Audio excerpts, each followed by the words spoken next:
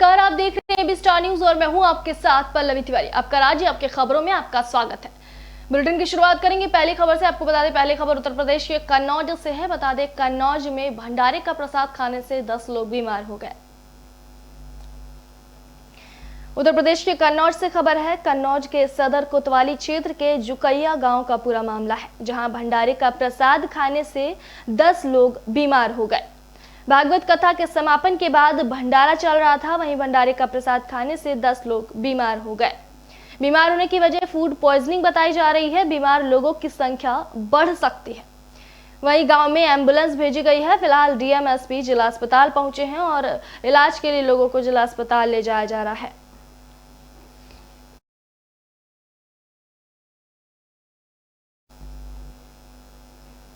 फिरोजाबाद में पुलिस चौकी में फर्राटे भर रहे डग्गामार वाहन।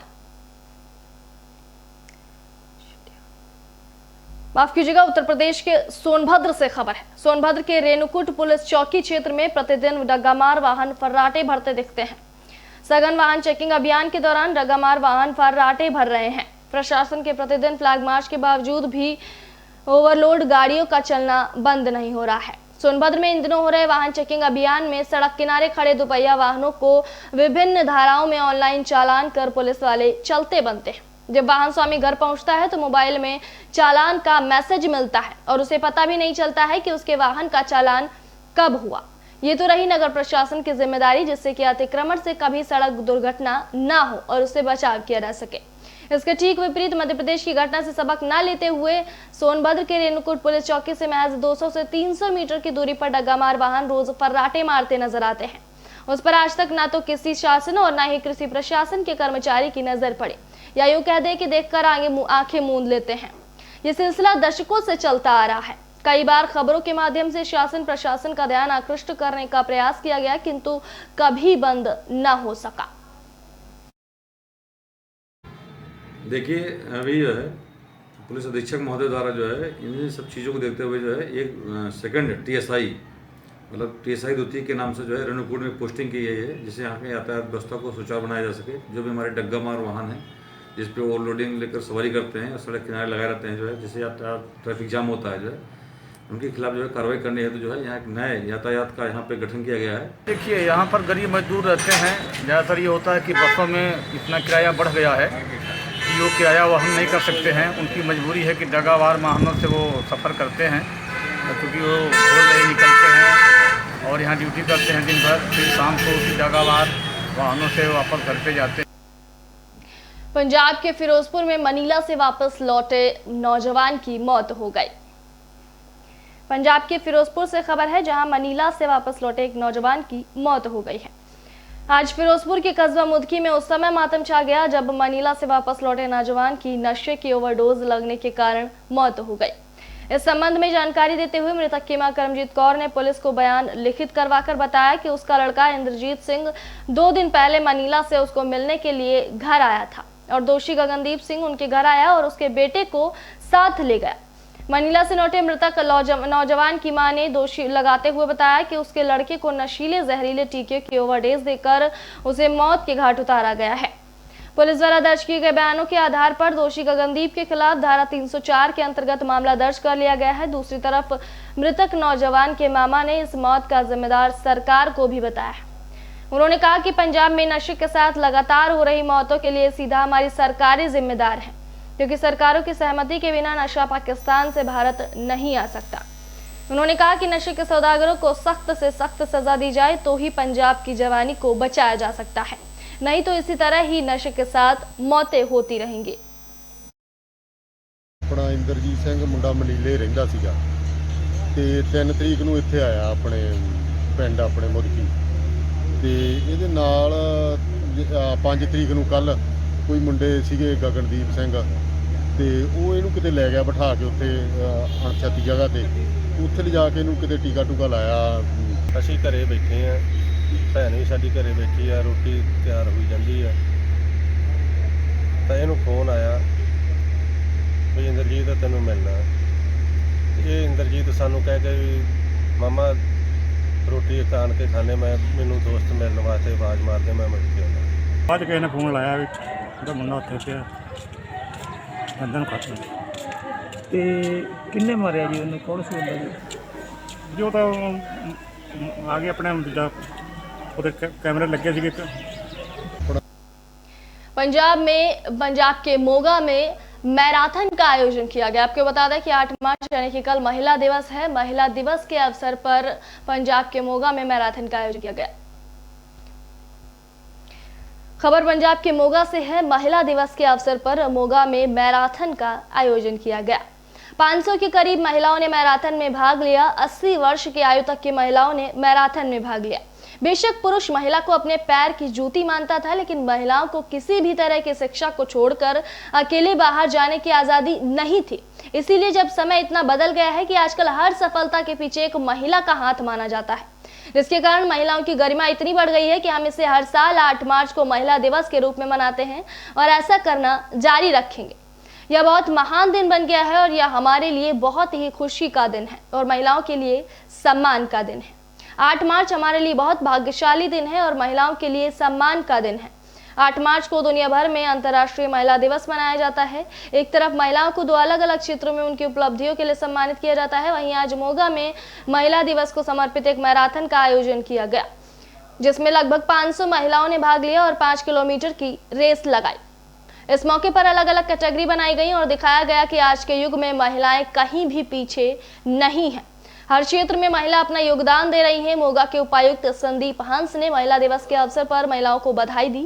वहीं महिलाओं ने बताया कि हमारे लिए अब सिर्फ एक दिन ही स्पेशल नहीं, अब साल के 365 दिन ही महिला दिवस है, क्योंकि महिलाएं अब किसी से पीछे नहीं हैं और मर्दों के साथ कंधे से कंधा मिलाकर चल रही हैं। और इन्ना ज़्यादा मतलब क्राउड इन्ने ज़्यादा पार्टिसिपेंट असी एक्सपैक्ट नहीं सी कीते ते मैं अपनी बहुत बहुत मुबारकबाद देना चाहना हाँ अग्रवाल वुमेन सेल नूं इदां दे जिहड़े है इनिशिएटिव और मोगे ज़िले दियां सारियां औरतां नूं ते जिहड़ा कल इंटरनेशनल वुमेन्स डे है ਉਹਦੀਆਂ भी बहुत बहुत मुबारकां देना है। चैलेंज ਨਾਲ चेंज आती है और इस दिन ਅਸੀਂ देख रहे हैं कि विमेन की जी अवेयरनेस है, उन्होंने इक्वैलिटी टू मैन है, सानू साफ नज़र आ रही है और यही अचीवमेंट्स मनाने का साडा विमेन्स डे है। छत्तीसगढ़ के बेमेतरा में सीएम ने 5 लाख सहायता की घोषणा की है। आपको बता दें कि लॉकडाउन में एक पति पत्नी की एक हादसे में मौत हो गई थी, जिसके बाद सीएम ने 5 लाख सहायता राशि की घोषणा की है। मृतक के पिता को 5 लाख रुपए सौंपे गए। खबर छत्तीसगढ़ के बेमेतरा से है। बेमेतरा में लॉकडाउन के चलते साइकिल से घर लौट रहे पति पत्नी की सड़क हादसे में मौत हो गई थी, जिसके बाद संसदीय सचिव ने मुख्यमंत्री से सहायता राशि देने का अनुरोध किया था। अनुरोध पर मुख्यमंत्री ने 5 लाख सहायता राशि की घोषणा की थी। मृतक के पिता को 5 लाख का चेक सौंपा गया। वहीं बेमेतरा अंतर्गत नवागढ़ ब्लॉक के ग्राम रणबोड के रहने वाले कृष्ण साहू और उनकी पत्नी प्रमिला साहू लॉकडाउन के समय पलायन पर उत्तर प्रदेश के लखनऊ गए हुए थे, जहां से अपने घर रणबोड जिला बेमेतरा के लिए साइकिल पर सवार होकर निकले थे। उसी दौरान रास्ते में ही पति पत्नी हादसे का शिकार हो गए और सड़क दुर्घटना में दोनों की मौत हो गई। घटना की जानकारी मिलने के बाद संसदीय सचिव गुरदयाल सिंह बंजारे ने ग्राम रणबोड पहुंचकर मृतक के परिजनों से मुलाकात की थी और उनके दुख में ढांढस बंधाते हुए मुख्यमंत्री से बात करने की बात कही थी। उन्होंने मुख्यमंत्री से बात की और मुख्यमंत्री ने 5 लाख की सहायता राशि की घोषणा की। साथ ही मृतक के पिता को 5 लाख का चेक सौंप दिया गया है।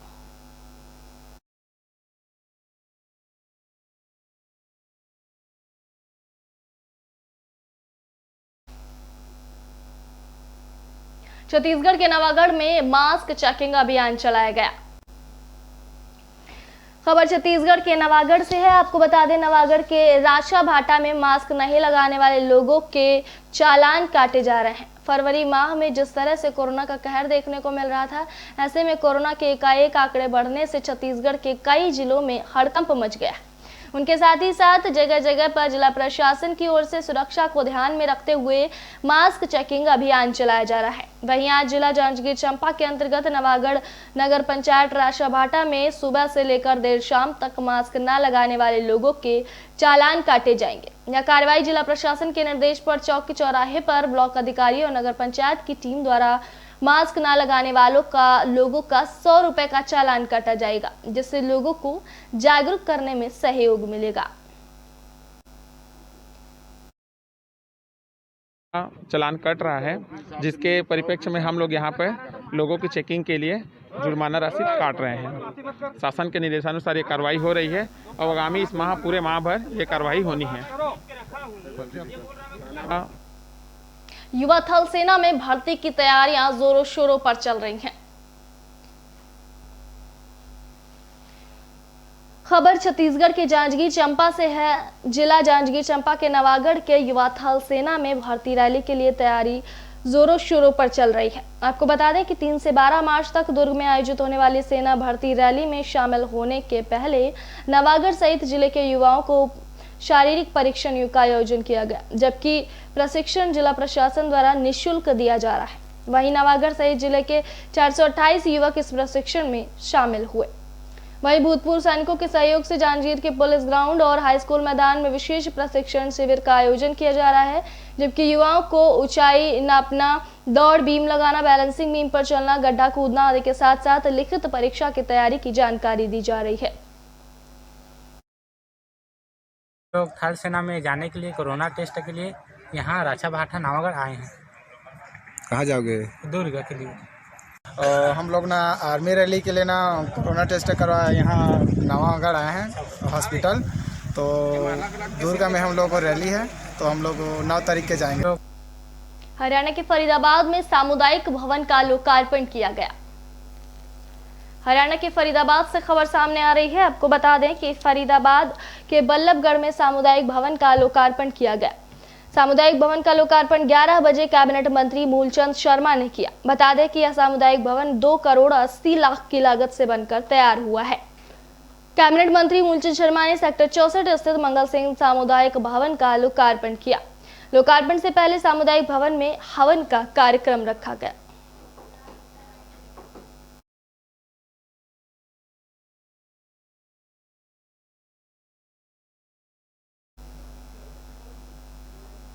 पंजाब के मोगा में बढ़ती महंगाई को लेकर कांग्रेस ने किया प्रदर्शन। खबर पंजाब के मोगा से है। लगातार बढ़ रहे पेट्रोल और डीजल की कीमतों ने जहां आम लोगों को परेशान किया हुआ है, तो वहीं दूसरी तरफ राजनीतिक पार्टियां इस मुद्दे को बड़े जोरों शोरों से उठा रही हैं।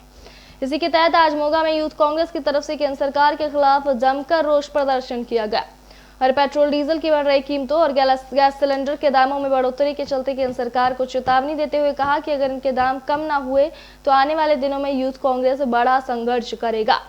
जानकारी देते हुए जिला यूथ कांग्रेस के जिला प्रधान नवजोत तूर और मोगा इंचार्ज देवेंद्र ने बताया कि लगातार पेट्रोल और डीजल की कीमतें बढ़ने के कारण आम लोगों के साथ साथ हर वर्ग के लोग परेशान हैं। उन्होंने कहा कि पेट्रोल और डीजल पर लगे टैक्स केंद्र सरकार कम करे, क्योंकि कच्चे तेल की कीमत बहुत कम है। उन्होंने कहा गैस सिलेंडर के दाम भी 850 के करीब पहुंच चुके हैं, तो वहीं पेट्रोल की कीमत 100 के पार पहुंच चुकी है।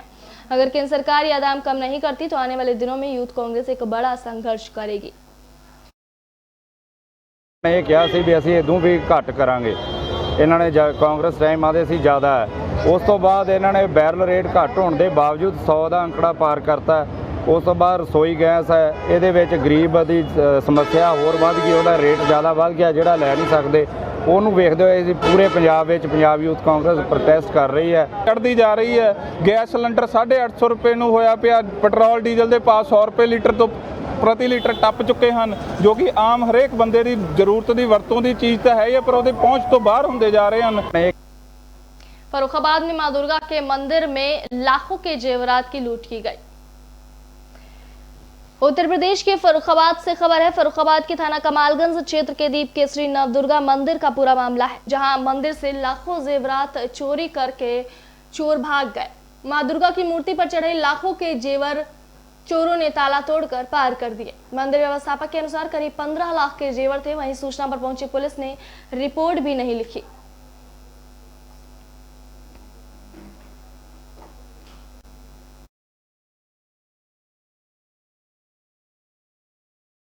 दो हाथ, एक लड़ और एक बेहतर झालरदार। ये कब चुकाई थी चोरी हो गई? कुछ जानकारी नहीं मिली? जानकारी नहीं मिली। जाए 1 बजे के आसपास भाई है। रात के 1 बजे चोरी हुई है? 1 बजे के आसपास भाई। तो आपको कैसे सूचना मिली चोरी हो गई? जब हम मंदिर आए खोलो आए तब जान पाई। और माता रानी जो जेवर था वो ऐसे हमें जानकारी नहीं थी। पंडित जी मंदिर में जो रहते हैं वो आए थे काम करने के लिए, सफाई वफाई। जब उनकी नज़र पड़ी, जब ये हम लोगों को घर में बताया जाके। और जिसमें 3 नथनी है, एक बड़ी है जिसमें 2 छोटी हैं। लमसम 3 तोले के यानी कि 20 लाख के आसपास की चोरी हुई है। ये कितने में चोरी हुई थी आपकी? ये 1 बजे के आसपास मान लो आप। और ताला कट गया है वहाँ से, दरवाजे खुला हुआ है, उसका चैनल वगैरह खुला पड़ा है। आप लोग आइए, देखिए आके। 2 हाथ, 1 लड़ और 1 बेहतर। कुशीनगर के आयुर्वेद चिकित्सालयों में सुविधाओं का अभाव दिख रहा है।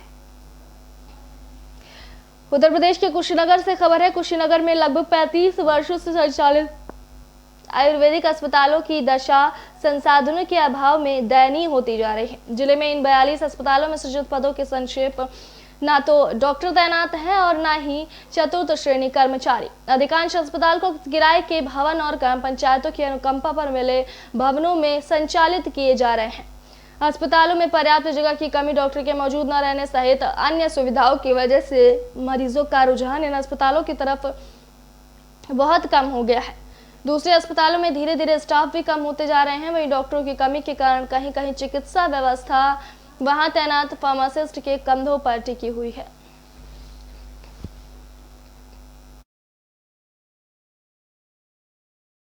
जिसमें से 19 जो है अपने भवन में चलते हैं और 13 जो हैं वो किराए पे, 13 पंचायत भवन में और 9 जो है ये किराए पे है और एक निःशुल्क हाटा का है।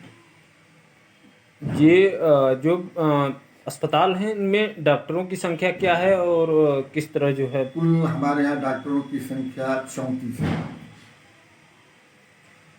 तो किराए के भवन में या पंचायत भवन में चल रहा है, तो विभाग इसके लिए क्या कर रहा है? ऊपर जो है किस तरह की बातें हो रही हैं कि अभी तक पंचायत अभी हमारे निदेशालय में जैसे पीछे बात हुई। यूपी के हाथरस में बैटरी बनाने की फैक्ट्री में लगी आग।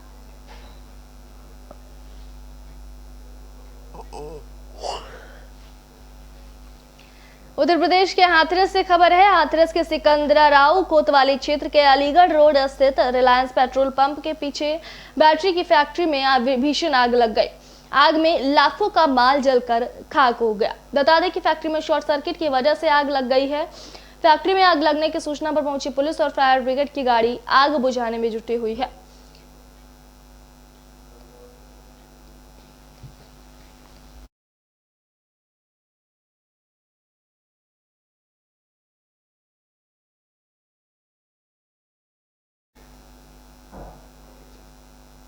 मैनपुरी पुलिस ने इनामी बदमाश को किया गिरफ्तार।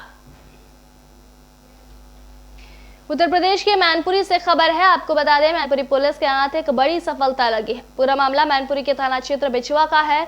मैनपुरी पुलिस ने 20,000 के इनामी बदमाश मुन्ना भाई को गिरफ्तार किया है। आरोपी परीक्षा में लोगों की सेटिंग कराकर फर्जी तरीके से परीक्षा दिलाने का काम करता था। इस गैंग के 2 अन्य साथियों को पुलिस पहले ही जेल भेज चुकी है। वहीं पकड़ा गया मुख्य आरोपी पूरे गैंग का सरगना बताया जा रहा है। परीक्षा के दौरान एक मुन्ना भाई पकड़ा गया था, जो दूसरे की जगह पे अपना नाम, पता, फोटो बदल के परीक्षा दे रहा था। तत्समय भी बिछवा पुलिस ने काफ़ी मेहनत करते हुए कार्रवाई की थी, जिसमें जो एग्ज़ाम देने वाला था, जो इसमें सेटिंग कराने वाला था तथा जिसका एग्ज़ाम दिया जा रहा था, इन लोगों की संलिप्तता पाते हुए इनको जेल भेजा गया था। बस्ती में सामुदायिक शौचालय हंसी का पात्र बनता नजर आ रहा है। उत्तर प्रदेश के बस्ती से खबर है। बस्ती जिले की ग्राम पंचायत बेहुरा विकासखंड सल्टाऊ ब्लॉक में बना सामुदायिक शौचालय हंसी का पात्र बन गया है। जहां कुछ लोग चिंता में डूबे हैं, वहीं कुछ लोगों में सरकार का ड्रीम प्रोजेक्ट हंसी का पात्र बना हुआ है। सामुदायिक शौचालय में एक साथ 2 सीट लगाई जा रही हैं। सरकार की गाइडलाइन का मजाक उड़ाया जा रहा है। गाइडलाइन के हिसाब से शौचालय नहीं बनाया जा रहा है। वहीं डीपीआरओ इस पर बोलने का बहाना कर रहे हैं और मानक के अनुरूप न बनाकर सरकारी धन का बंदरबांट किया जा रहा है। स्वच्छ भारत मिशन के नाम पे निकाले जा रहे हैं, लेकिन कहीं भी उसका काम नहीं हो रहा है। बस्ती में इसका जिनका उदाहरण आपको मिला है कि सरडुआ गोपालपुर ब्लॉक के हमारे ग्राम सभा में दिखाया गया है कि जोरा ग्राम सभा में देखने को मिला है कि एक ही शौचालय में दो टॉयलेट सीट बैठा करके एक ही साथ बैठा दिया गया। केवल धन का दुरुपयोग किया जा रहा है। इसकी जांच होनी चाहिए। जांच में जो भी दोषी पाए जाए उनको पर उचित कार्रवाई करनी चाहिए। ये संज्ञान में आया था कि जो शौचालय बनाए गए हैं उसमें एक ही शौचालय में 2 सीटें लगाई। गाजियाबाद में एनडीआरएफ से जुड़ी महिलाओं ने महिला दिवस के अवसर पर दिखाए करतब। उत्तर प्रदेश के गाजियाबाद से खबर है, इस वर्ष का महिला दिवस एनडीआरएफ से जुड़ी महिलाओं के लिए बेहद खास होगा। इसी को लेकर आज उन्होंने गाजियाबाद में दांतों तले उंगली दबा देने वाले करतब दिखाए। अब तक एनडीआरएफ में तैनात महिलाएं सिर्फ दफ्तरी काम या मेडिकल कार्य देखती थी, लेकिन अब यह अग्रिम मोर्चे पर तैनात रहकर लोगों की जान भी बचाएंगे। इसको लेकर आज एनडीआरएफ की 8वीं बटालियन में महिलाओं के सम्मान में केक भी काटा गया और महिला दिवस मनाया गया। बेशक महिला दिवस 8 तारीख का है, लेकिन गाजियाबाद में एनडीआरएफ की 8वीं बटालियन में यह आज ही सेलिब्रेट किया गया और इसको सेलिब्रेट करने का कारण भी बेहद बड़ा था। अब तक आपने देखा होगा कि कहीं भी आई आपदा में एनडीआरएफ के जवान बढ़ चढ़ कर हिस्सा लेते हैं और लोगों की जान बचाते हैं। उनकी तत्परता के चलते कई लोगों की जान बची है और काफी नुकसान होने से भी बचा है। अब तक एनडीआरएफ में तैनात महिलाएं सिर्फ दफ्तरी कार्य देखती थी या मेडिकल कार्य में थी, लेकिन इस महिला दिवस से एनडीआरएफ में तैनात महिलाएं अग्रिम मोर्चे पर रहेंगी और रेस्क्यू कार्य में भी हाथ बटाएंगी। यहाँ एनडीआरएफ की महिला टुकड़ी ने जो करतब दिखाया उससे सभी ने दांतों तले उंगली दबा ली और एनडीआरएफ की जाबाज महिलाओं की यही क्षमता यह दर्शा भी रही है कि महिलाएं किसी भी सूरत में पुरुषों से पीछे नहीं है। पर ऐसा हुआ है कि महिलाएं देश में अपने ही लोगों को फंसे हुए आपदाओं में फंसे हुए लोगों की जान बचाएगी। आज तक इन महिलाओं द्वारा दुश्मनों को मारने की ट्रेनिंग ली है और आज जो ट्रेनिंग इनको मिली है वो अपने ही लोगों को बचाने की ट्रेनिंग दी जा रही है। महिला दिवस की भावनाएं देती हूँ। साथ साथ ये मुझे सौभाग्य मिला है कि मैं एनडीआरएफ की महिला जवान के साथ कुछ समय बिताऊं। हमने यहाँ पे उनके साथ कुछ समय बिताया है, कुछ बातचीत करी है, उनकी कुछ एक्टिविटीज़ है देखी है। जो भारत में आपदा आती है तब ये लोग किस तरीके से काम करते हैं, हमने वो सब देखा है और यहाँ पर आकर बहुत अच्छा लगा। पर ऐसा हुआ है कि महिलाएं आपका राज्य आपकी खबरों में अभी के लिए इतना ही। फिलहाल देखते रहिए बी स्टार न्यूज। नमस्कार।